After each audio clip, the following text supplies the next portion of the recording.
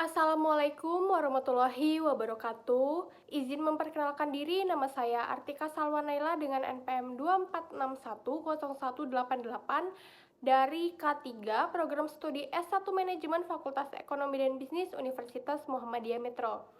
Pada kesempatan kali ini, saya akan mempresentasikan hasil analisis kinerja keuangan dari salah satu industri makanan dan minuman yang ada di Indonesia, yaitu PT Mayora Indah Tbk. Sebagai bagian dari tugas ujian akhir semester pada mata kuliah akuntansi biaya dengan dosen pengampu Bapak Dr. Kuncoro Budi Rianto SEMM. Pada analisis ini, saya memilih PT Mayora Indah Tbk dengan kode saham MYOR. Alasan utamanya ini karena produk-produk mereka sangat dekat dengan kehidupan sehari-hari saya, seperti Roma Kelapa, Kopiko, dan juga Beng Beng. Saya sangat penasaran bagaimana kinerja keuangan pembuat jajanan favorit kita di tahun 2023. Untuk menjawabnya, saya menggunakan data dari laporan keuangan konsolidasian perusahaan tahun 2023 dan tahun 2022, khususnya pada halaman 3. Baiklah, mari kita lihat di sini perbandingan kinerjanya di tahun 2022. Pendapatan Mayora berada di angka 30,6 triliun dan naik tipis saja di tahun 2023 menjadi 31,4 triliun. Ada kenaikan di sini sekitar 2,66%. Nah, menariknya meskipun pendapatannya hanya sedikit saja naiknya, tetapi beban pokok penjualan mereka justru turun dari 23,8 triliun menjadi 23 triliun saja. Akibat dari penurunan beban ini, laba kotor dan laba bersih perusahaan ikut melesat juga.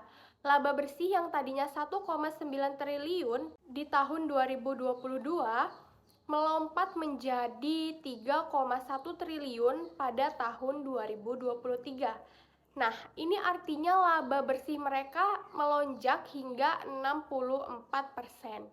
Dari angka tadi, kita bisa menghitung persentase rasio efisiensinya.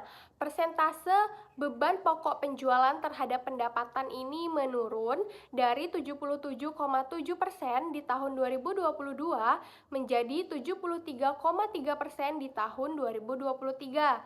Sebaliknya, margin laba kotor ini membaik dari 22,3% menjadi 26,7%. Nah, pertanyaannya, apakah beban pokok penjualan dapat dikendalikan? Jadi, jawabannya sangat bisa dikendalikan dan sangat terkendali karena perusahaan ini terbukti menjadi jauh lebih efisien di tahun 2023. Lalu, apa sih penyebab utama perubahan laba yang sangat drastis ini? Berdasarkan analisis laporannya, faktor terbesar yang mempengaruhinya adalah penurunan harga bahan baku komoditas global.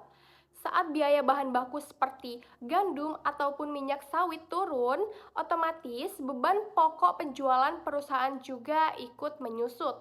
Faktor keduanya itu ada perusahaan berhasil menjaga efisiensi produksi mereka sendiri. Kombinasi ini yang bikin laba bersih Emyor melesat tajam.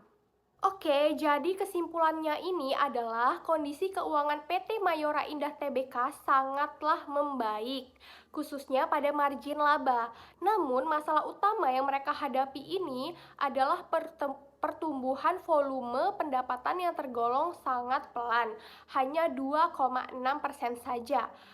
Rekomendasi utama untuk manajemen ini adalah yang pertama, memperluas wilayah pemasaran, terutama pada pasar ekspor agar volume penjualan itu naik.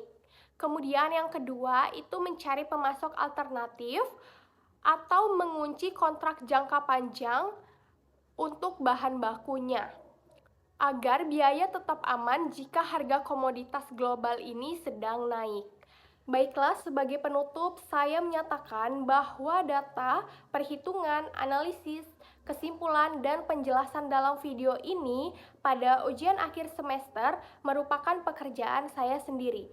Apabila saya menggunakan AI, penggunaannya hanya terbatas pada bagian memperbaiki bahasa dan menyusun urutan presentasi. Saya siap mempertanggungjawabkan seluruh isi tugas ini. Sekian presentasi dari saya. Apabila ada salah kata, saya mohon maaf. Saya akhiri. Wassalamualaikum warahmatullahi wabarakatuh. Terima kasih.